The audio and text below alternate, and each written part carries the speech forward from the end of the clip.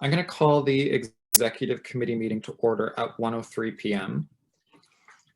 I'd like to begin by acknowledging that today I am calling in from the traditional and unceded territories of the Coast Salish peoples.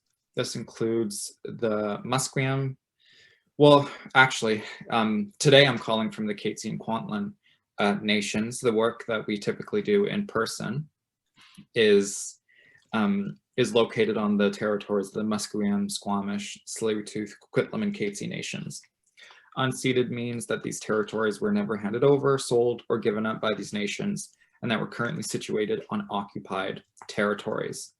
It's also really important to acknowledge that this is a virtual meeting, and so we're all calling in from different lands at this time, and so we should be centering the nations to which these lands belong and understanding what our role as settlers is in standing in solidarity with Indigenous communities. We'll move on to our roll call of attendance, and if you could please share your name, pronouns, and access needs, that would be fantastic. I'll call on folks by position. I'll start with myself, the president. Hi everyone, my name is Gabe Leosis. My pronouns are he, him, his, and my access needs are met. I'll pass it off to the VP events. Hello, my name is Jess. My pronouns are she, her, hers, and all my access needs are met. Thanks, Jess. The VP External and Community Affairs will be late, but will be here. The VP Equity and Sustainability is on a leave of absence. Unfortunately, she has COVID-19 right now, and so I'll just send her some good thoughts and making sure that she makes a speedy recovery.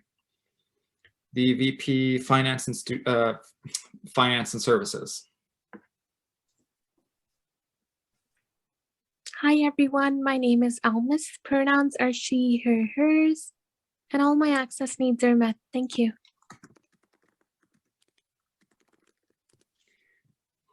The VP Internal and Organizational Development. Hi everyone, name's Corbett. Pronouns are he, him, his, and access needs. I don't have any webcam, so you won't have my face on the screen at all. Thank you. Thanks, Corbett. And the VP University and Academic Affairs. Hey everyone, my name is Serena. My pronouns are they, she, and my access needs are met. Thanks. The operations organizer, I believe, is on their way. The board organizer is on vacation still. Policy, research, and community affairs coordinator. Happy New Year all. My name is Betty. Pronouns she, her, hers. Access needs are met. Nice to see you in the new year. Awesome. Thank you, Betty. Next up is building manager. John is coming. He texted me saying he's going to be a few minutes late. And I see we also have we have Ben here as well. Did you want to introduce yourself as well? Yeah, sure. I'm Ben Tischler. I'm the counselor for math. My pronouns are he, him, his, and all my access needs are met. Awesome. Thank you. All right. And so with roll call of attendance concluded, we'll move into the first item on our agenda, which is adoption of the agenda. So 4.1, the motion reads, be it resolved to adopt the agenda as presented. Do I have a mover for this motion? Yes. Jess moves. Is there a second? Serena? Serena seconds. Thanks, folks. Are there any questions, comments, or amendments as it pertains to today's agenda? Yeah, Jess, go ahead. I want to amend the agenda to include an in-camera discussion titled Staff Support. Okay. That's okay. Perfect. Thank you, Jess. Was there anything else from other members? Seeing none, we just have that one amendment. So Jess has put that forward. Jess, would you like to move that amendment? Yes, I'll move. Thank you. Is there a second? Corbett seconds. Corbett seconds. Any discussion on the amendment being put forward titled staff support for the in-camera portion? All right, seeing none, we'll put this to a vote. All those in favor seeking unanimous consent on this motion. If you'd like to vote against or abstain, please use the Zoom raise hand feature. And if there are any hands raised, we'll then have to move to a roll call vote. I'm seeing none, so that's carried unanimously. And so that takes us back to the main motion, which reads, be it resolved to adopt the agenda as amended. Anything else before we put the main motion to a vote? Seeing none, put the question to a vote. All those in favor of adopting the agenda as amended, seeking unanimous consent, please raise your hand if you'd like to vote against or abstain. That is also carried unanimously.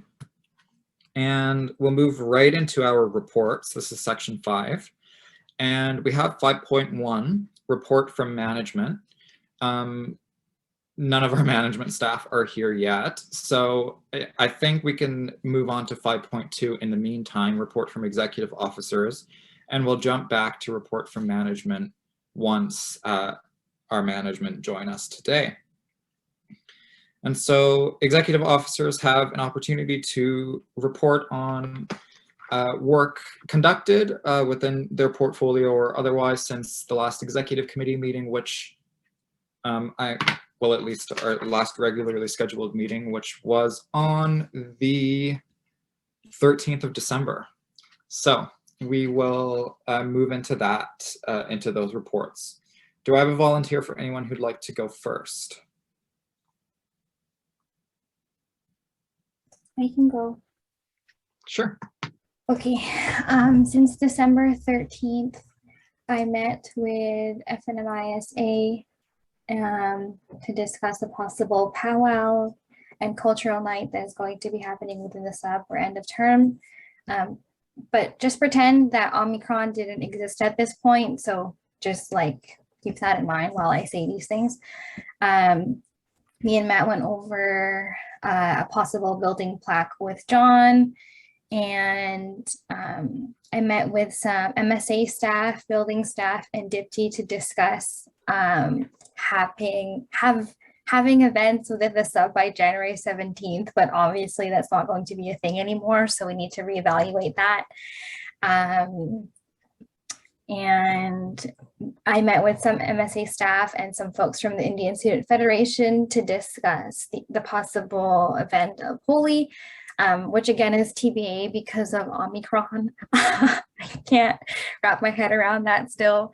Then we also had a staff meeting, and that was good too. And then I also met with SFE Recreation with FNMISA to discuss the powwow plan at the end of the term.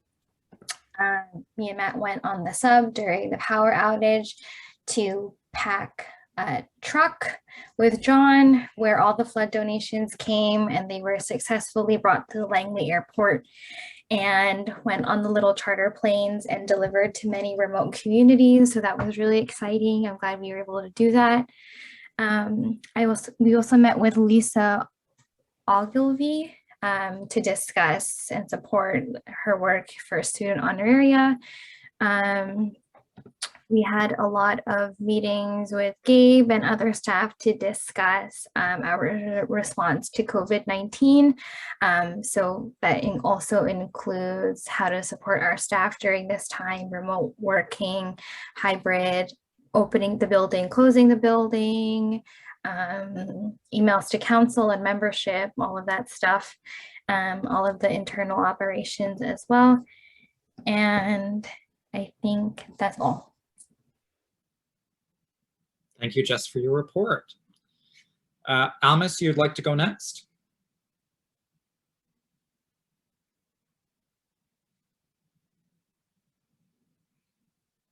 Yes, I'd like to go next. So I started with working on my next semester's plan with Ella and Beatty. We had a discussion about a couple of projects that I've been wanting to take on, and they helped me decide how I can move forward about that. Next up, there's one big task that I've been working on, which is collection of stipends based off resignations of different council members.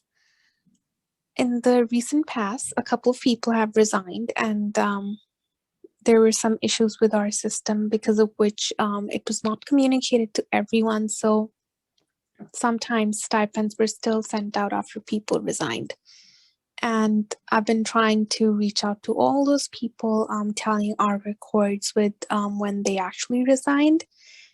And luckily, everybody has returned their stipends at this point. So I'm really happy about that. Now, I believe Corbett and Ella, or Corbett and Beatty, I'm not sure who was doing this.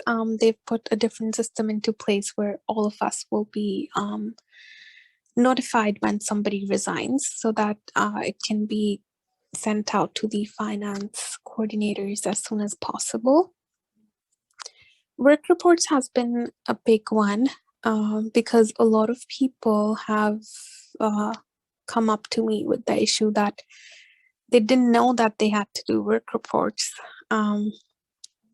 which is very weird.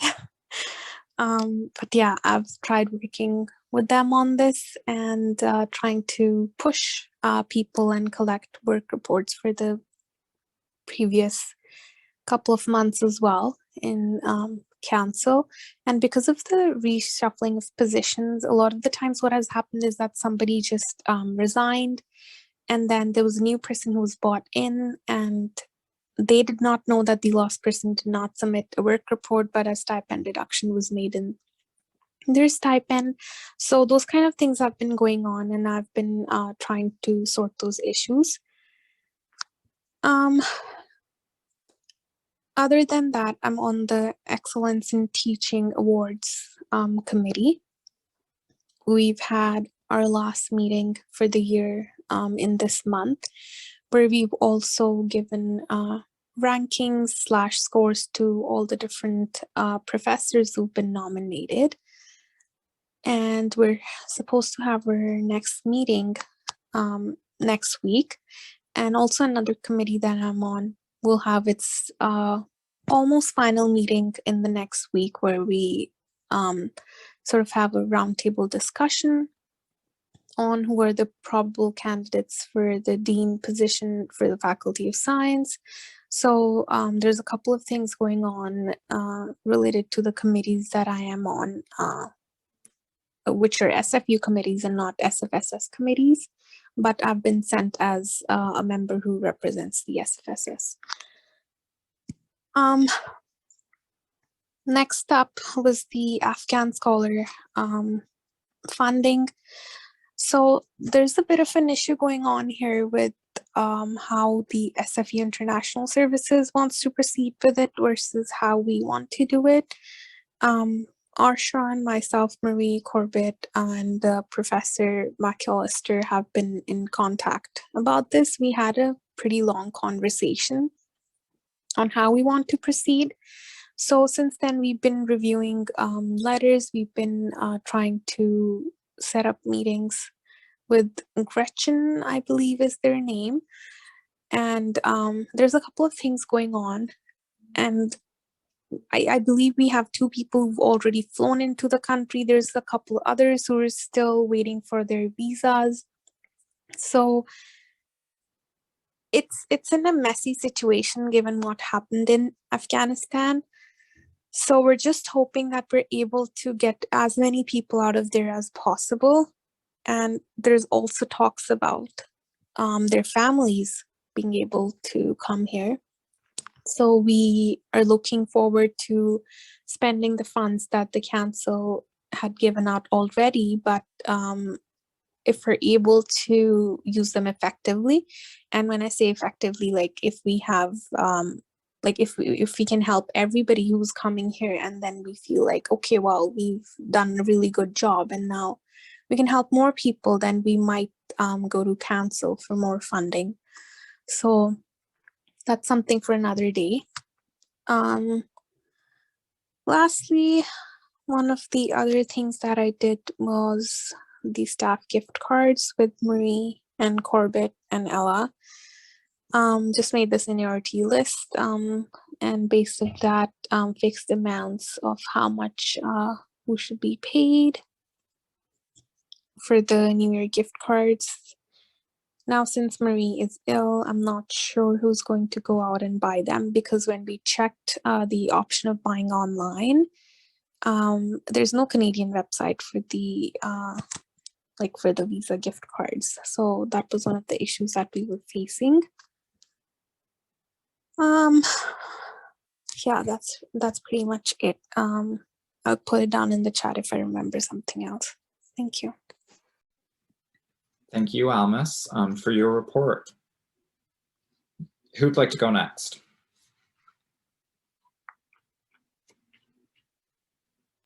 I can go next. Mine will be pretty short. I'm just trying to think. There was a few requests for the accessibility committee, so I was just putting those together from last year and from this year for the next meeting. A few students had reached out to me about like the drop deadline, since classes are going to be online for the next couple of weeks, to see like if that could be extended so that they have like more of an opportunity to see how like the more remote courses is going to go, and compare those to like potentially what the course could look like in person. So I've asked some Senate folks about that. Created a plan for the spring semester, working on that. What else? I won't repeat like a lot of like the COVID and like stuff that we've been working on collectively. Other than that, I've just been like replying to some student requests. There was like a lot of confusion about like the move online and that kind of thing. So I've gotten more requests than usual about like explaining like the drop deadline and what it could potentially like mean for the future, like whether students should prepare to for like the whole semester to be remote or for it to go back to in person and that kind of thing. So that's where like most of my time has been so far since the last exec meeting, at least. Thanks a lot, Serena, for your report. Corbett, did you want to go next? Yep, thank you. So I, from the 14th until now, until the 6th, I've been in Edmonton in Alberta. And so, and from the 27th to 31st, I was on a leave of absence. So during those other times, I was mostly just working to support other people. So I was attending like the Afghan meeting, Afghan scholars meeting. I attended like other meetings that have been mentioned, WESC and such, and attending exec meetings stuff around COVID-19 responses and such. But a lot of the work I've been doing is mostly, it's been reduced. And so I don't really, so outside of my regular duty stuff, the break around the transition plan and operation plan, communication plans for his resignation. So that's really only main work I've been doing. I'm also helping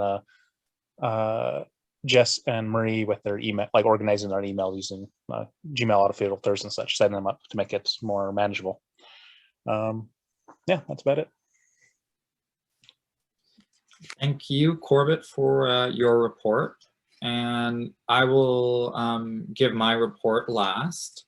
So since the last executive committee meeting on December 13th, a lot happened over the holidays for a holiday break that should have been an actual break. But to start, I think the biggest, excuse me, I think the biggest hurdle that we came across over the holiday break was the massive increase in COVID-19 cases that occurred over the holidays, especially since kind of the end of the fall 2021 semester. The executive committee had a couple of special meetings during kind of the the holiday break. The first one was to deal with a change in insurance for our staff benefits, and the other was around the COVID-19 response. And so, you know, before that, a meeting actually happened where we passed a number of resolutions to enact a number of actions for reacting to the surge in COVID-19 cases. We actually had a bit of a pretty much an all-day, 5 to 6 hours sit down on Zoom to just brainstorm what the heck we needed to do in terms of our response to Omicron, what our operations were going to look like, how our advocacy needed to pivot, how our events needed to pivot, and a variety of other aspects of our society that would be impacted by this this COVID surge. So for those of you who weren't at that meeting, these are the measures that were implemented on Tuesday, December 28th by the Executive Committee as an emergency response to the case surge driven by Omicron. So the SFSS is going to be adopting a hybrid office closure until further notice. So the motion passed by the executive created the following changes. So first of all, the Student Union building will be closed temporarily to the public from January 4th to 12th. So this is starting today. This means that during this time, during this 1 week where the building is temporarily closed, SFSS management, mainly the building team, is going to be coordinating a plan to reduce the capacity in the building by physically moving furniture around to create space for physical distancing and reducing the amount of students that can physically be in the building at once. We're encouraging staff to work remotely during this period, and we are already seeing that today with many requests to work from home from staff. This will be during the period of January 4th to 12th, but even after that, staff are encouraged to work remotely during this period, as also is their right via the collective agreement with the protections they have in there for remote work. All SFSS in-person services will be moved to virtual where possible. This is at least until January 24th, which is the date that SFU has set to return in person. At least as of right now, it's very, very possible, given the rate of spread of Omicron, that it could be longer. And so, yes, the transition to virtual services does also include check requisitions. I've been getting a lot of questions about that. So check requisitions will now be virtual once again, as was announced this morning by the Student Center. And other than that, management and the executive have been working hard to communicate the relevant changes to all the relevant people, all the relevant staff members, subtenants, constituency groups, student unions. And before January 24th, the executive committee has committed to making a decision on whether to extend these measures further past January 24th, or even if further measures are required. And of course, council is also going to be heavily briefed on the progress made and progress to be made on the COVID-19 response front at the January 19th council meeting. And it's really just important to emphasize that this motion was approved as an emergency response to the heavily increasing COVID-19 cases to ensure safety of staff and membership.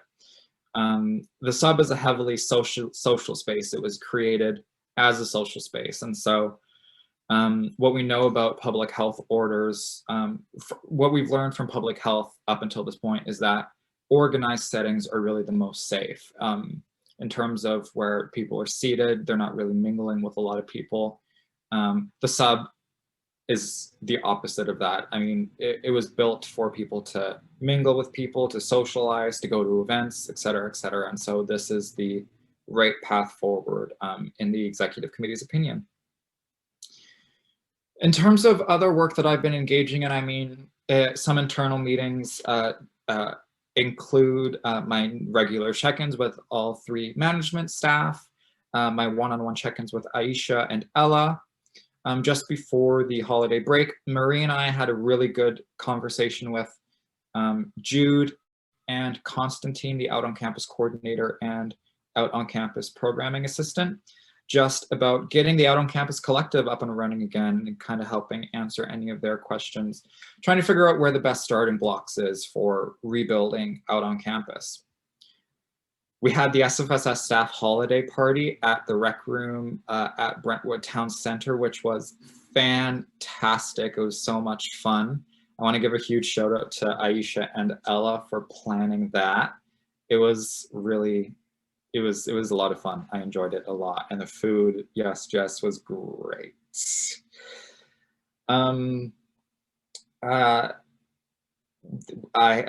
and I attended a working conditions meeting to go over a couple of outstanding items such as job description amendments and so on and so forth. On the university relations front, we had a joint operations group meeting, and so that of course included our regular 45-minute to 1 hour prep session beforehand. But at the actual meeting, we had an opportunity to discuss some of the following items. There was a presentation from DNA, Disability and Neurodiversity Alliance, presented by Serena in their capacity with DNA. And I have to say, it was quite the presentation. Essentially 10 minutes straight of crapping on SFU for how inaccessible they are, which was fantastic. With all those people there in that Zoom call, it was a great presentation. So thanks, Serena. We had an opportunity to bring up some concerns about the university budget consultation process, ensuring that student societies get their hands on the draft budget in time to provide feedback before the budget goes to the Board of Governors for final approval. And we also discussed COVID-19 safety measures and really, at least at the time, trying to push SFU for a stronger response. As we know now, they have responded by shifting the first 2 weeks of the spring semester online. At the time, we were not so sure that was going to happen. And so I definitely credit student advocacy to the actions that SFU did inevitably end up taking, because they very much were reluctant to take those actions to begin with. And that is it for my report. Thank you everyone for listening. I see John and Aisha have joined us. It's good to see you both. We can bounce back to report from management. And did either of you want to volunteer to go first? Sure, I can.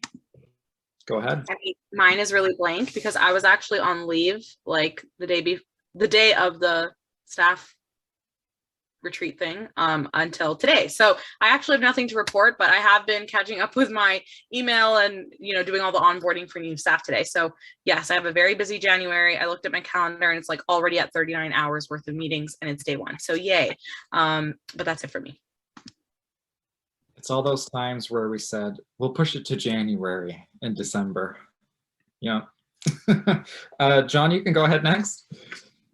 Yeah, so we did have vacation, but we were kind of working through that as well with all the COVID stuff that was going on. So the office was closed, but we were kind of sorting out communicating to staff and what we could and can't do in the building. And just prior to breaking up before Christmas as well, one kind of good news piece is that we managed to get our 2 deliveries out to the Langley pilots, who were able to fly all of the flood drive items out into kind of really badly damaged and badly hit areas. So there were a couple of news articles on that. You might have seen them as well.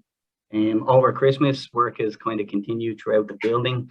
We've been looking after deficiencies with ProCan. We're finally in the process of getting that level 3000 door broken, the one that's been the door fixed, the broken door over by Blends. So that's kind of in the pipeline. We had 6 panels of the building, the external cladding replaced over Christmas as well. We're also just getting the door operators installed now in DNA. So the actual posts for the door operators are being installed today. And with the prayer room, we've finished up the drywall and the paint, and the door is on order. So we're hoping that will come in the next couple of weeks and that space will be good to go as well. And then as of kind of big priorities now that we're back is we're going to look at kind of restructuring the building for reduced capacity. and then just kind of what implications, if we do go remote for a longer period, that will have on kind of the building operations side. So that's the main focus at the moment. Thank you for your report, John. Did anybody have any questions on any of the reports presented up until this point from either executives or management? Yeah, Ben, you can go ahead. I had a question. So you had said that the decision to go further remote would be made by January 24th, I believe. Will that decision be made in conjunction with SFU or independently? So the decision will be made with considerations, with consideration to the decisions that SFU are making as well. But we do have an obligation as an employer and just generally as an organization that runs a building to keep the safety of our own members and staff at hand. So definitely, like if SFU was to go back in person, but we personally as our own independent organization feel that that's not the right step to take, then we absolutely can make a decision that kind of goes contrary to SFU. That's within our full right. So yeah, we will take into consideration what SFU is doing, but at the end of the day, we can make the decision independently.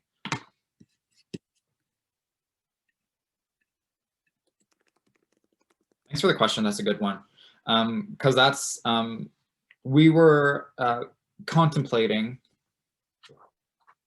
closing the student union building and reducing capacity anyway before SFU had even made their announcement. And so, yeah, I hope that helps, because we were fully intended to make our own decision independently of SFU before they thankfully made the right decision and took some action. Any other questions? So our next report is report from HR and Personnel Subcommittee. There is no report to give. There hasn't been a meeting since the last executive committee meeting. And so we can move on from this item then. We'll head into section 6 of our agenda for today, which is new business. And I'll take us to 6.1, which is recommendation to council on amendments to the SFSS personnel policies. This was submitted by the president, myself, and there is an attachment titled Proposal, Personnel Policies on Closures. I'll read the question now. Whereas recent inclement weather events have demonstrated that SFSS Personnel Policy 1 on office closure is inadequate and outdated, whereas the society needs robust and clear policies and processes regarding closures of space due to inclement weather or other reasons, whereas the president alongside management have drafted policy language for the consideration of council regarding office closures and building closures. Therefore, be it resolved that the executive committee recommend to council to adopt the proposed policy amendments to PP 1, office closures, and be it further resolved that the executive committee recommend to council to adopt the proposed new personnel policy titled building closure. I'll move this motion as I put it forward. Did anybody, do I have a second? Yes. Just seconds. Thanks, folks. And as the mover and the author of the motion, I'll just take the floor to introduce the motion. And so there, as I mentioned, there is an attachment that I would recommend opening if you haven't had a chance to look at it already.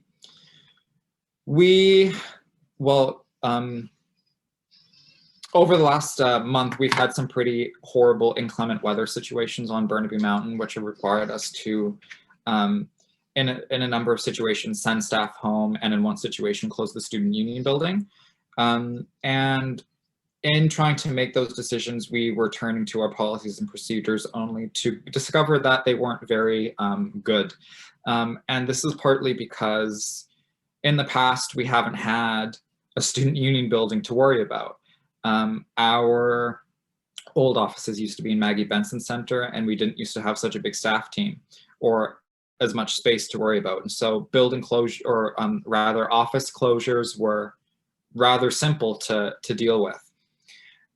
Now we have more considerations to include, such as access to the student union building, who makes those decisions, how are those decisions made, and in what circumstances are staff sent home and when are they not.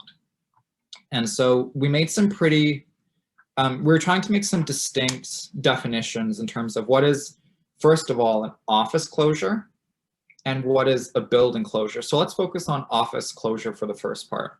So office closure is actually already defined in the collective agreement. The definition was essentially, that's in the draft policy now, was pulled from the collective agreement. And so an office closure, also known as an office holiday, is a day that the SFSS is closed entirely, and it's treated as an office holiday, which means that staff get the day off without pay. Office holidays are only called under the collective agreement when SFU closes. So whether that's for inclement weather or like a power outage that happened a couple of weeks ago, those types of days would be considered an office holiday.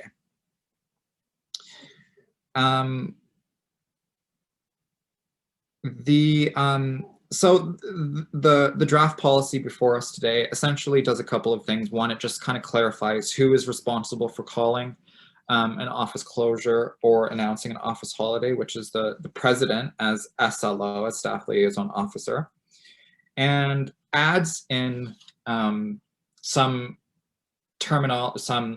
clauses rather about how remote work plays into all of this. So if a staff member, for example, wants to go home because they're worried about traveling in inclement weather, then they may opt to complete the rest of their shift at home remotely. And this is just under the assumption that the society itself hasn't closed yet, but that individual staff member would like to go home. So that's office closure. Now, the difference between an office closure and a building closure is the following. Under an office closure, the society itself is closed, which means staff are not working and the building is closed. The student union building is closed. This also includes our space in Surrey. A building closure is specifically talking about the student union building. This means the student union building itself is closed, but staff may still be required to work remotely.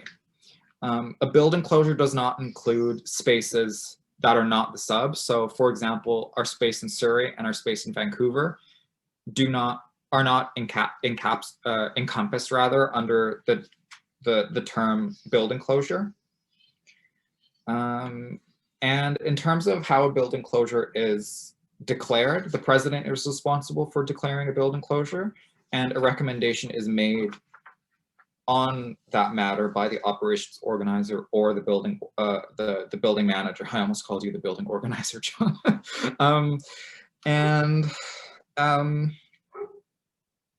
Yeah.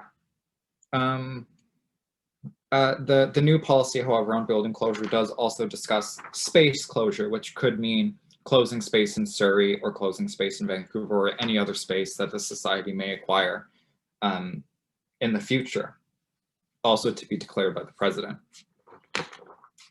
And so with that, I will open the floor for questions if there are any on the policy amendments to recommend to council.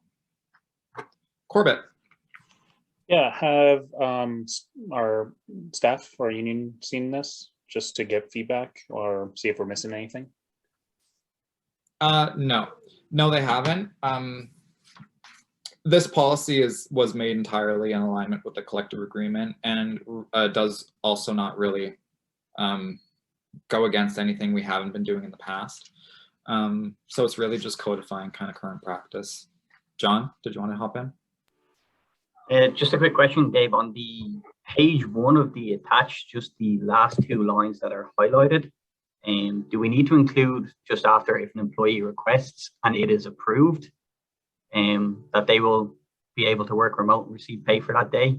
I assume that's the intent, that it would need to be approved by somebody. It's not just that if the request comes in that they automatically can stay home and get paid. That's a good question.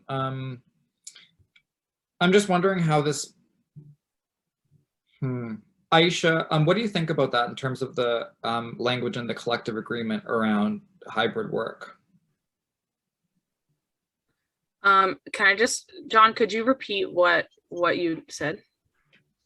Yeah, so just on page 1 of the attachment, the last couple of lines that are highlighted, I think the intent behind that is that if somebody doesn't want to come to the office because they don't feel like they can, or because of the weather, that they can request to work remotely and that they'll be paid. But I just think that we need to have the addition that that request needs to be approved. It's not just that if somebody sends an email and says, I'm not coming in, that they'll get paid for the day. Yeah, I agree.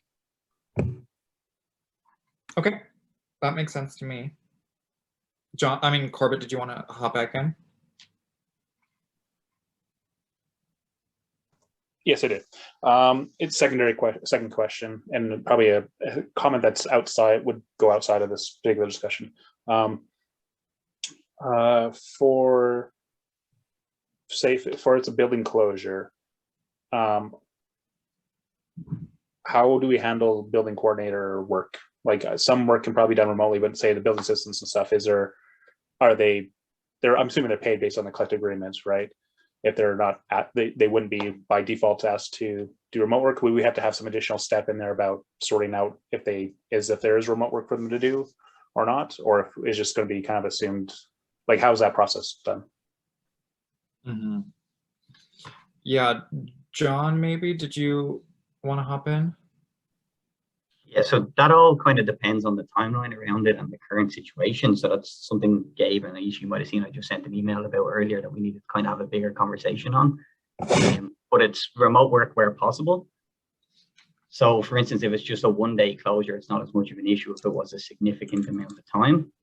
But at the moment, it would be all dependent on like what is actually possible. Like, do they even have the infrastructure to work or not to work at that point in time? So if the work is there, it will be done remotely. If it wasn't there for the closure, if it was just 1 day, they would be paid. Okay.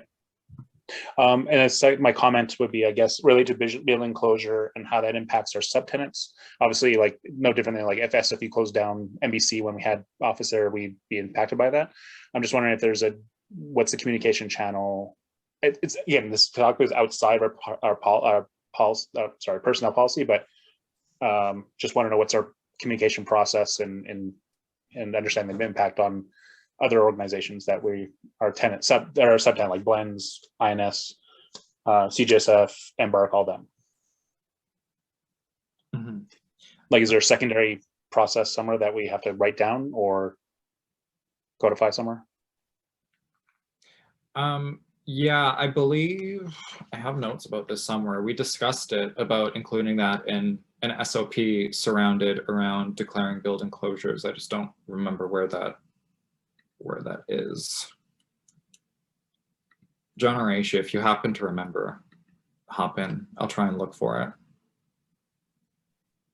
Yeah, I think we created like a draft SOP in one of our meeting notes or something, Gabe. Yeah, we did. Where did we put that? Let me go and see if I can find it. But yeah, essentially, Corbett, we had outlined in this draft SOP that should it come to like a building closure, John had listed like a number of items that he would kind of need to initiate and activate. And then there would be things that I would need to do in relation to communicating to staff, to subtenants and stakeholders, other folks, and getting things in order in regards to like shifting to remote work, getting like a full comms plan sent out to like the full membership and all that. So we do have that listed somewhere. I'll have to go digging. John?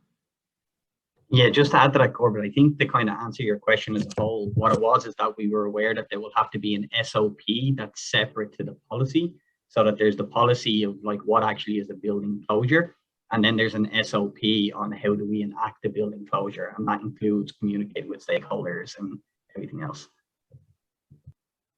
Yeah, thank you. I just wanted to double check if we needed to have anything written down or if we had something written down already. Just don't want to, it's easy for us to miss stuff like that. Yeah, thanks, Corbett.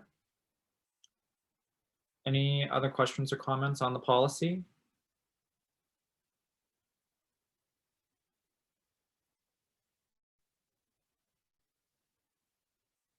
Oh, Almas, go ahead.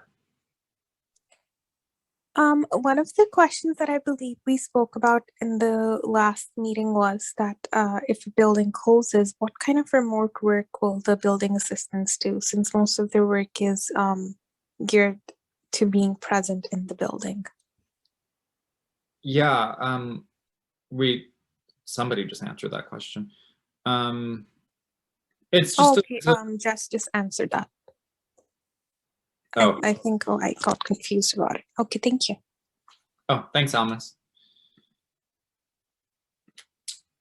So I just want to return back. Oh, John, did you want to hop in? Yeah, I was just going to add, Gabe, just around the building closure things. You might have discussed it before I got here, but just like a little bit more context around it is that, like, for me, from my perspective of it, like, this is something we would only be enacting prior to what we think would ultimately be an office closure anyway. But that we just noticed that there was a little gap in that timeline. Whereas if we act a little bit quicker than the university, because we like to respond faster when we see that things aren't getting great on campus, that we actually have a procedure in place for that. So I wouldn't see this as being like a very regular thing where people aren't going to have work to do and different things like that. Like, the majority of the time, I would say 9 out of 10 times, if we had a building closure, it would turn into an office closure. And just in case people were thinking that, like, this could be a scenario where, like, people would be paid to work continuously, paid not to work continuously. Jess? Can we add something, or is there something in place about like leaving early? So for example, like if it starts snowing at 1 p.m. really heavily and staff feel the need to go home just in case they take transit, is that possible to add or anything? And then they still get paid the rest of the hours, or I don't know what was discussed. Yeah, I think that's part of kind of that last line on the first page there, in that if staff want to leave early because of inclement weather, that they can choose to do so, and whatever of their shift they can work remotely, once they get home, they would do so and just receive pay for the rest of the day.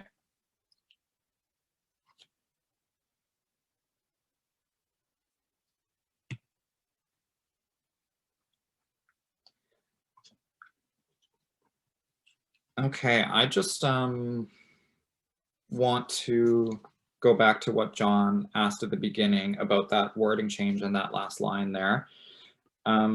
So I just want to move to amend the policy proposal to amend the last line to add the words. So after the words, if an employee requests, I want to add the following words. It would read, if an employee requests to work remotely due to inclement weather. Oh, wait, hold on a minute. Let me think about this.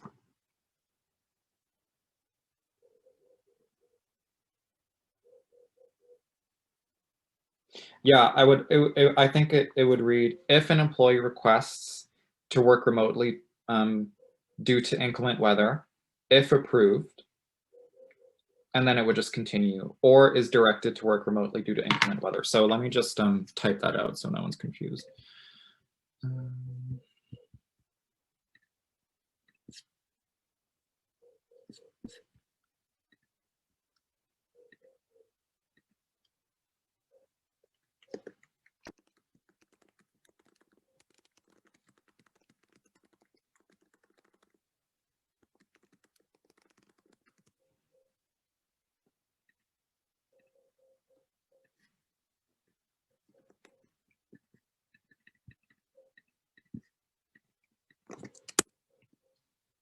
Okay, everything in capital letters that I just put in the chat is the words that I'm adding.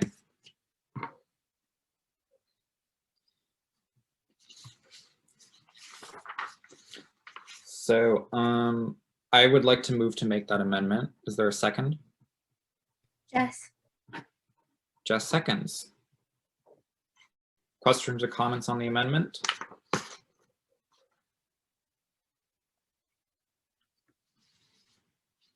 Seeing none, we'll put this to a vote.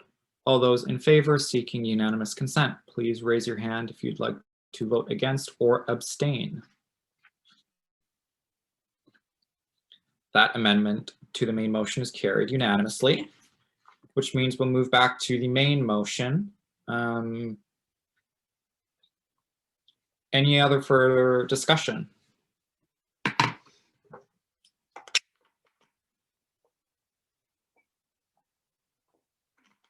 All right, well, we'll put the main motion to a vote. So the motion reads, be it resolved that the executive committee recommend to council to adopt the proposed policy amendments to PP1 office closure.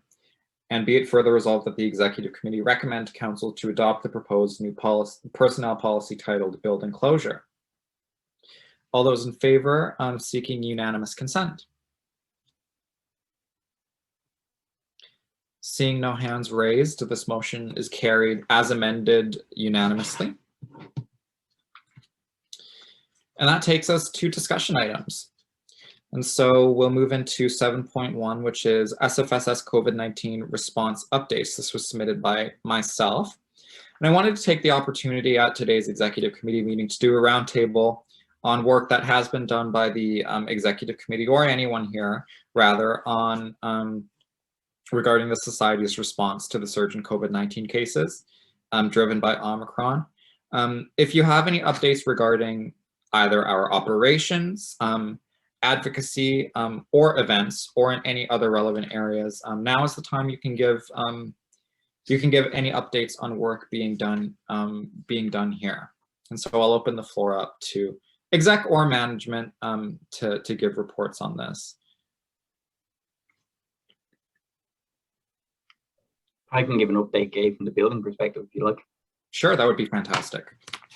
So just for COVID-19 specifically, we're currently doing kind of an assessment of the building to look at reducing capacity in different areas. So over the next few days when the building's closed, we're going to start like moving furniture around and kind of reorganizing that we can open up hopefully on the 13th with reduced capacity in all of our spaces. And in terms of commercial tenants, with regards to blends, they're going to reopen on the 12th, but they're going to do like reduced hours initially. So they'll just be open 8 to 4 to see what it's like at that time. We're also reaching out to all of our building assistants. That email will probably go out tomorrow just to ask about how this 2 hours of remote classes actually affects their schedules, because all of our scheduling is based off people's college timetables. So we envision that there might have to be some changes there as well. But our main priority is going to be reducing the capacity in the building and then thinking about like what other measures we can put in place to make it a little bit safer.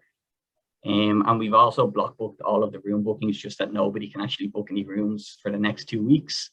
We're looking at different ways of opening up that bookable space to be available to students to use for remote lectures and different things like that as well.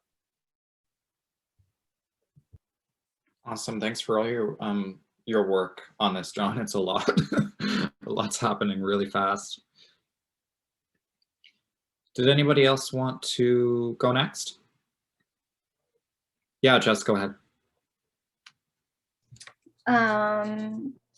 Sometime this week, I just sent out the email during this meeting, though I want to meet with Muriel and some of the exec to go over the COVID-19 survey that we're supposed to send out to membership urgently sometime this week about COVID and remote learning and our calls to action. So please keep an eye out for your calendar invite, exec.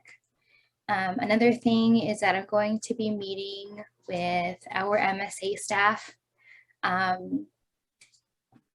tomorrow to give them a recap over what happened over the holidays, our sub closure, basically like go through line by line of that email. And I want to know what they're doing on their departments as well, especially for the student staff.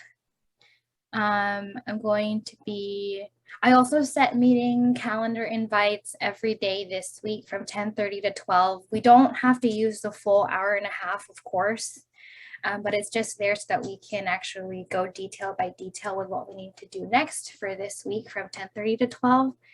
I'm regrouping with Shelley Corbett, John, and Dipti on Thursday to talk about events in general and essentially like my portfolio, because it's changing all of the time and I have 4 months left and COVID's not going to leave anytime soon. So how can I be most effective to this position? And I'm going to regroup with FNMISA to discuss their space in terms of the sub-closure, because they still have access to it, but what does that look like? And then helping the new FNMISA coordinator with those details. So that's just this week at least.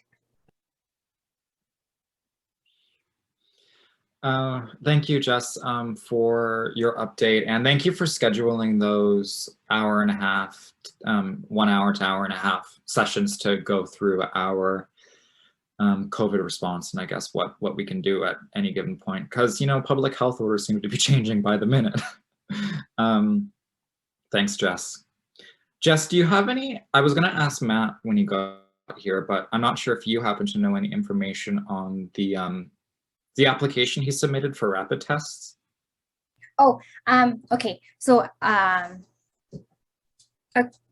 sometime early in December, he sent an email to this organization that encourages nonprofit organizations to get access to rapid testing. So we were calling around for 2 weeks on different pharmacies, asking every day if they have any access to rapid tests. And we still have no response. That's a yes, that we do have access to it yet. So no final conclusion on that as of yet, if that makes sense. Hopefully, though, we get it soon. I know the PHO said that we can have access to it, but I don't know. I hope so. That would be really good for staff.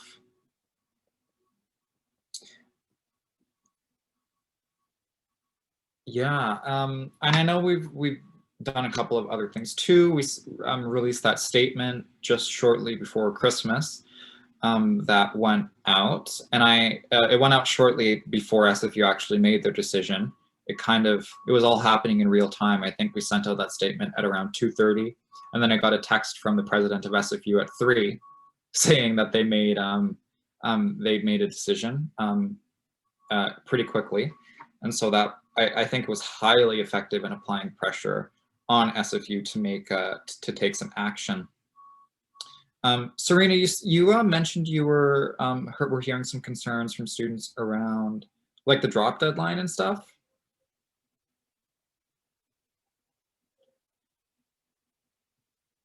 Yeah, go ahead.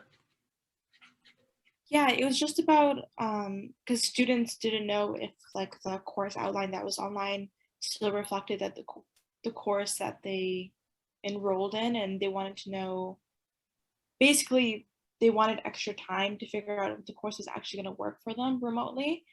But yeah, that was mostly the concerns that I was hearing. Mm-hmm. Yeah, I even think that, well, we should, oh, sorry, there was just some strange noises coming out of my window, from outside my window. Yeah, thank you, Serena, for that. And I was just, yeah, setting up a meeting with Laia might be good. Thinking about operationally, I'm just wondering if there's anything that we can do. I was just thinking about this. It's kind of still amazes me in a horrifying kind of way how so many people I know are testing positive for COVID-19 and or are experiencing symptoms of COVID-19 and are requiring a test. I'm just thinking about our staff. And although we are mainly working from home for this next period of time, I'm just wondering what folks' thoughts are on, for example, if a staff member is working from home but is experiencing symptoms of COVID-19, if we can make sure that they aren't being, I guess, penalizing their pay at all for needing to take part of their shift to go to a COVID-19 testing center or something. And not let it eat into their sick pay either. Just out of goodwill, because COVID testing in Metro Vancouver is collapsing right now, and it's very long waits. And so I'm wondering what folks think about that. I guess we can't talk about that in camera too if you want. Doesn't necessarily need to be, but I can. Aisha? Hi, thanks for raising it. So I actually have been doing this with folks, especially new hires who didn't have access to like a full amount of like their full complement of time off yet. And so yeah, anytime they needed COVID testing and it was work time, it's considered a work thing. So go and get it done. Also for folks who do have COVID who are still working, we really should be encouraging them to just not work. And just rest. I know I kind of worked through my COVID, and in hindsight, I probably shouldn't have, but yeah, resting is key. And it does have very long lasting effects. So it's good for them to get that rest now so it doesn't linger later. Yeah, thank you, Aisha.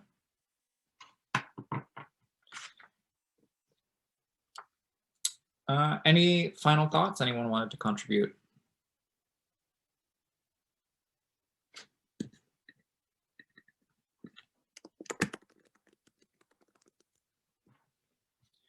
Okay, well, thanks everyone for contributing to the updates on this. Our next item is 7.2, which is 2022 spring referenda.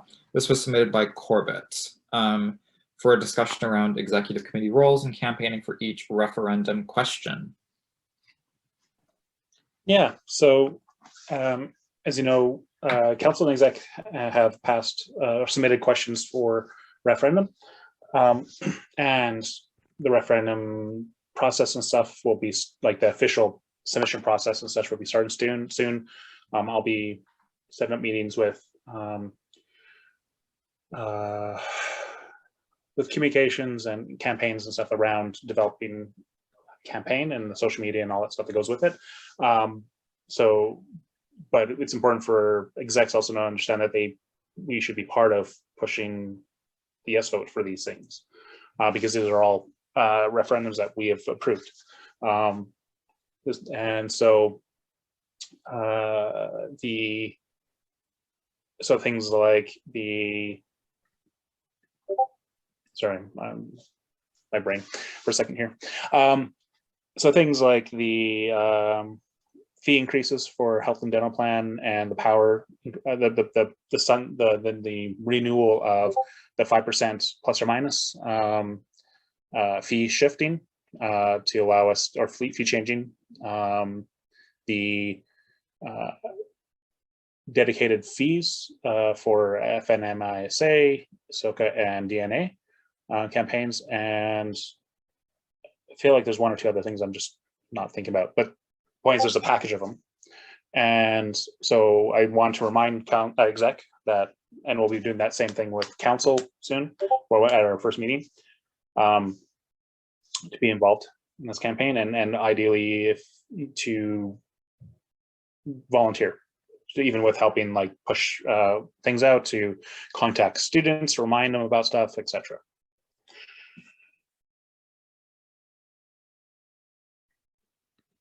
Thanks, Corbett. Was there any, I guess, specific action items you want us to take from this discussion?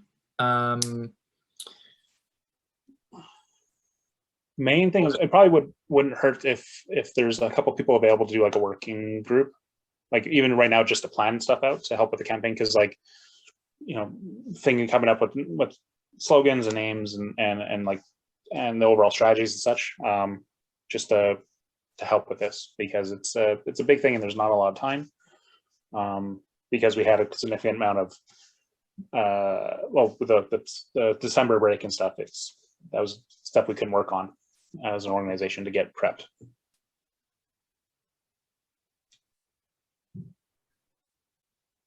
Yeah. So yeah, no like specific listed action items yet, but I'll send out like an emails and such to council and exec asking for more direct stuff. This is more just so heads up. Yeah. Yeah, I suggest maybe we, like one evening, we hop on Zoom together and we can put together like an actual campaign plan on each referenda question and how we want to spread out the campaigning labor on these questions.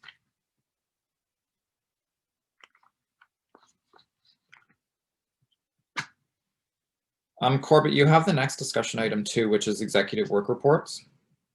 Yep. Okay. Thank you. So over the last, we've okay. So I'm trying to think how to word this. If you look online, I think our work reports are only up till October or so, and that's there's a number of almost all of us, I think, except for Serena and Almas, I believe, are behind on our submitting our executive work reports. To a certain extent, some of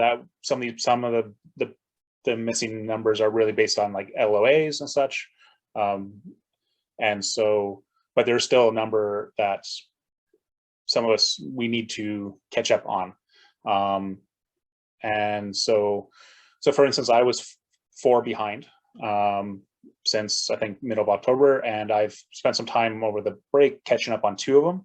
I have 2 more to go, and so my goal is to get that done with, you know, by the end of this week. I want to make sure it's important, you know, we're required to take these. We normally, we're required to fill these out. They're a main piece of not only an aspect for us being transparent for council, for the membership, but also helps with people understanding what the kind of work we do, and makes it so that, you know, oversight committee and others can do their work as well. So I've asked Almas to compile like a list of missing reports per person, or rather around each date. I've also asked her to send out an email after the meeting to have the list of the reports, the template reports, so that we can go in and fill it in the spots we need to, or to label off, you know, person who's on LOA for this week or that week or whatnot. And so that we can get these reports up online very quickly. Yeah, so that's what I wanted to bring it forward, because last year we had a similar situation, but we didn't get it worked on until really late in the spring term, and I don't want to repeat that. So. Yeah, thank you, Corbett. Almas, did you want to jump in? Yes, I also wanted to remind everyone that we have our semester reports due on the 1st of February.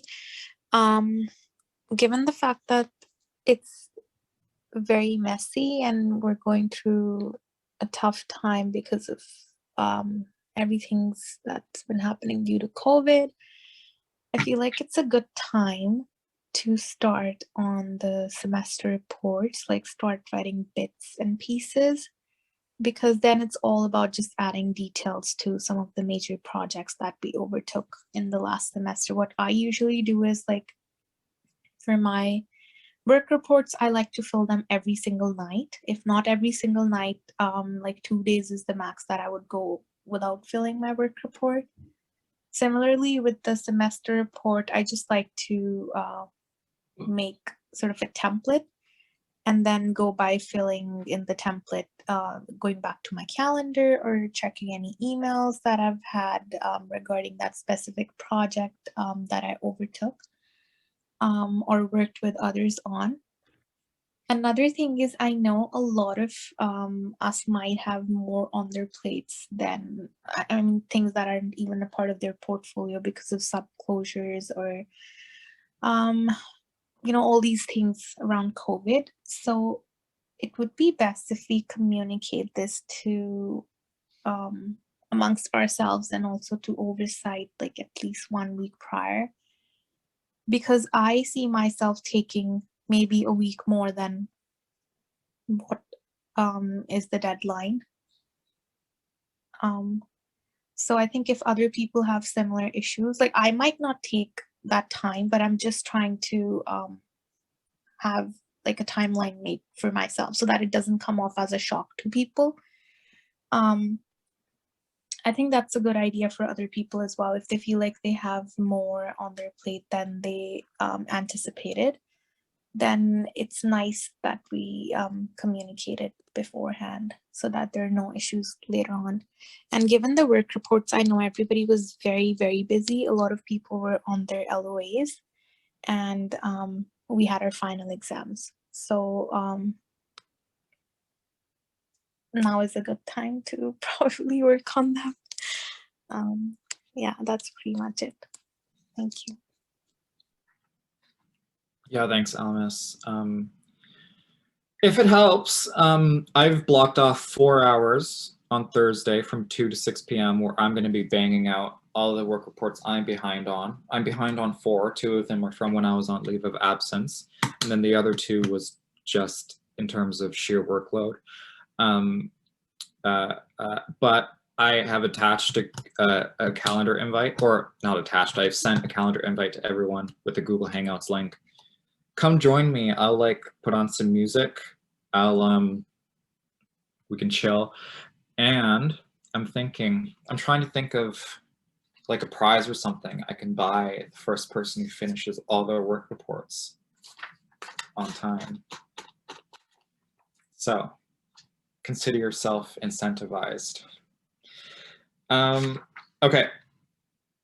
Anything else anyone wanted to add on work reports?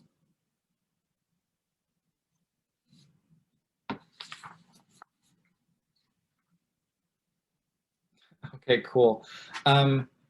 Corbett, did you want to tackle the next item, which is committee exit reports? Yeah, thank you. So this is this is not a requirement in our policies for reports, but I think it should be. And I wanted to give people a heads up in discussion because we doing a lot of extra, like we'll have an exit report, we'll have various work reports and stuff that have to get done. There's a lot of paperwork we have to do as execs by the end of the year, but I think as committees also, because you do work throughout the year, or should be, that it would be helpful for the next committee going forward to get a summary of the work you did throughout the year, that committee did throughout the year, what needs to still get done, kind of a handoff, because these committees do important work for society. And also we can use this information to improve our annual report to the members during their AGM and such. And so we tried to kind of do this like last minute last year, and we only got a few of us got it done. But so I wanted to bring this up earlier in the term, have a discussion and see if we want to go forward with this, and if so, what kind of policy we'd have to submit to council. Because we have 15 plus committees, it's a lot of things to track. We'd have to figure out who's involved in tracking that. Would that be the VP internal? Probably, I'm thinking, because they're enrollment of the AGM and committee work, like overall committees oversight. So I just want to have a discussion first. Yeah, thanks, Corbett. The floor is open for anyone who wanted to jump in. Almas, you can go ahead. I have a couple of questions regarding this. So the very first one being, because the exit reports are due on the last day of our term, which I believe is April 30, 2022. We also have one of our work report due that day. So my first question is, when will these reports be due? My second question is, are they supposed to be more like our semester reports where we just give a title and then a blurb of blah, blah, blah things that the committee did, and then like so on? And lastly, is there a page limit on how much we're supposed to write, because I feel like this could be very overwhelming writing 3 big reports towards the very end. And another thing that I believe should be considered is that we will also be transitioning a completely new person into the role, which is sort of added responsibility. So it's all just going to get piled up. And I think we should discuss the timeline of this now so that we don't have issues later.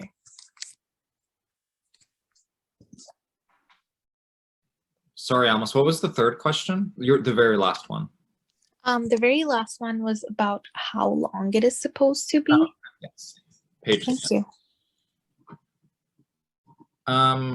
Corbett, so when is it due? What are the contents and what's the page limit? Good questions. I'll kind of do them out of order. I think the content would be more of a pared down version of our semester reports, in the sense that it'd be like, what did you work on, and the results of that, and then recommendations, like project continuation recommendations, as well as like a recommendation to the chair or the committee on how to do things differently or better or such. How long it would be, it really depends entirely on the committee and how much work they do.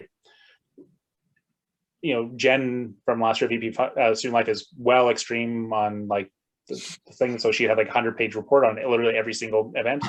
That's way too much. I think it's more about being concise and you know, quality over quantity. But it really depends entirely on how busy that committee is and the information that you think is valuable to transmit over. As for when it'd be due, yeah, it'd probably have to be due. Ideally, it would be nice. Like, my assumption is most committees won't be meeting during the last month of the year if they can avoid it, except for maybe exec committee and such. So ideally, it could be done sometime before the end of the month. Basically, the idea is like you just have some time between April 1st and April 30th to submit it, but most people will probably do it near the end.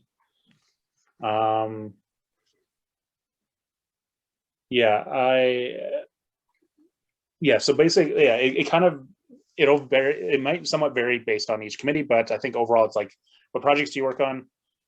How do they go if they're finished?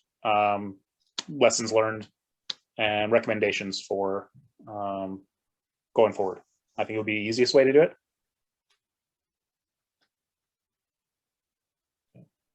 Did I miss a question? No, I don't think so. Okay. Almas, did you want to jump back in? It's a little off this like committee work report thing, but I think I've mentioned this before as well. Like, with so many members in the council, we have so many work reports every single month that it's almost impossible to put all of them on the website. So instead, what we did was we just put all of them in one place and like made a link for it. Do you think it makes sense to have members of council writing a short report? Like, of course, we're not expecting anything more than 2 or 3 pages for everything that they've done throughout the year, or any projects that they've contributed to, or how, like, you know, they've tried acting as a bridge between their DSU slash constituency groups, and, you know, how they've sort of tried doing something that wasn't done before, or things like that. I feel like it makes sense to do it now, since we have so many members, and it would be a nice way of having some sort of accountability, transparency going forward, and also give them a chance to think back on what they've done, what they would have liked to do better, and if they're going to have another term on council, would be a learning experience for them. If not, would be a learning experience for somebody who replaces them. I did not find this in our policies, but I've been thinking about it for quite some time now. And I think even our student body would love to see why we have so many Like, why did we switch from board to council? How exactly did it help everyone? Because previously every member in the board was supposed to do their semester exit, and like Corbett said, some of them also did the committee reports. And now we aren't expecting everyone to write all of this, but just like one annual report that sums up everything that they've done through the year. Thank you, Gabe. I'm done. Yeah, thanks, Almas. I like that idea. I have a suggestion, and I'd like to hear your thoughts on it, Almas. Instead of a report, I'm thinking maybe we could create like a jot form, and we ask some specific questions, such as the ones you just brought up, like what are some of your achievements or projects you worked on? What do you wish you would have known? All of those things. So like it doesn't feel like a report, because as soon as you say report, no one wants to do it. But if it's more like a questionnaire or a survey or a reflection, you're kind of more, you're more, yeah, kind of like an exit interview. Yeah, kind of more willing to do it. Okay, so there was one probable issue that came in this format. I was thinking about a jot form as well. The biggest issue is that it's very difficult to collect all jot forms and have them on the website in some or the other way, unless we do not want to have it there. The only reason why I felt like it should be there, and I'm very open to suggestions from anyone here, because I feel like this is just me thinking, but like Jess and Gabe mentioned, interview style is such a good way of doing an exit report / interview. As far as I've seen, a lot of people have come up to me with the question of why have like 40 or 50 council members instead of just like 15, 16 board members. So one of my, like something that I wanted to try through this 2 or 3 page report was people writing down how it is the labor of so many people, which is geared specifically to their own groups, and how it sort of brings individual voices than just having 16 people sit up there, 1 for each faculty, and you're not really able to do the groundwork. And secondly, when it comes to a questionnaire, I feel like people will be way more personal in discussing their weaknesses and strengths. And then it might not be the most comfortable to display them on the website. Like, I love this idea, but I also want to be mindful of whether people would like this to go out into, you know, public domain, because not everyone would be equally comfortable discussing, oh, okay, this is something I did wrong and would like to improve on. But like I said, I'm more than happy and open to questions, suggestions. I also want to speak to council about this at our next meeting as one of our discussion items. And like Gabe said, like people will run away as soon as they hear the word report. But also keeping in mind that we have, like, we are accountable to students. There has to be something set in place where not just us, but also like the future members tell exactly what went down their year, because I think this will also be a great check for some members who are like, well, okay, we can't meet our R's because we did not get to be a part of so-and-so project. So that sort of gets their thinking caps on and, like, you know, gives them a space to think, well, okay, there were projects going on. This is where I've missed, or this is where, you know, I could have done better. And this is what I would like to suggest. So something similar to what we do, that this is some of the issues that I came across. This is some suggestions that I have for the other person. So that does give you a time to think about your own weaknesses, not weaknesses like, you know, circumstances that did not allow you to do the things that you would have done otherwise, but also gives others a chance to just look at what you did in the past year and how they can build on the same work. But again, open to Any suggestions, if there are any specific questions that you think should go in there, I can just compile a list of everything. And then based on how people feel about having a jot form / an exit interview / a report, we can do any one of the three. Thank you. Yeah, thank you, Almas. I think we should have a much further discussion about this too. I don't know how much time we have because we are kind of deviating from the original topic, but let's parking lot this and let's commit to talking about it in further depth. And then lastly, more reports.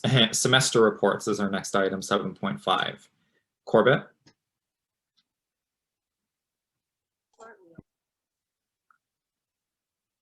What was that? Sorry, it was just noisy behind me. Yeah, just kind of what Almas mentioned this earlier, but just reminding people semester reports are going to be due by the end of this month, your fall semester reports. And so to make sure to get them started, just repeating what Almas had suggested earlier. Also, Almas, can you contact, I think it's Ilham in the past, to have the template updated with the newest dates and stuff, if they already haven't made a fall version, if they can. I did get in touch with them over the holidays, but they were on a vacation. So I believe today's their first day back, and that's on my list. I did send them an email to make new templates though. Great, thanks. You're welcome. Okay, so that concludes all of our discussion items for today. We have in-camera next, but I think now is a good time to take a break. So we can take a 10-minute break, I think is a good amount of time. So we'll resume at 2:40. I am going to reconvene the executive committee. It's 2:40 p.m. And so our next item is in camera. This is section 8. I'll read the question, which is 8.1, and it reads, be it resolved to go in camera for the remainder of the meeting. Do I have a mover? Corbett moves. Is there a second? Matt? All right, so we have 2 in-camera items. One is transition plan, and the other is staff support. We'll put this question to a vote. All those in favor, seeking unanimous consent. All right, this is carried unanimously.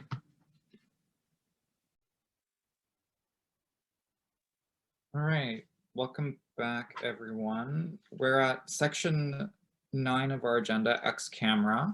I'll read the motion now. Be it resolved to go X camera. Do I have a mover?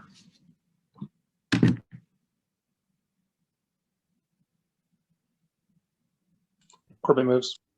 Corbett moves. Do I have a second? Yes. Jess. All those in favor of going X camera, seeking unanimous consent? That's carried unanimously. And so this takes us to some of our last items. We have section 11, which is announcements. So the first announcement is a leave of absence notification. The VP Equity and Sustainability is on a leave of absence from January 1st to January 10th. And this leave is being taken because she has tested positive for COVID-19 and has pretty intense symptoms. And this is a paid leave of absence, so let's wish Maria a speedy recovery. We have another leave of absence notification. The VP Internal and Organizational Development had taken a leave of absence from December 27th to December 31st, citing personal mental health as the reason for the leave of absence, and this was also paid. And this takes us to adjournment. And I'll read the question now. 12.1, be it resolved to adjourn the meeting at 3:18 p.m. Do I have a mover for this motion? Corbett Matt? moves. Matt moves. Is there a second?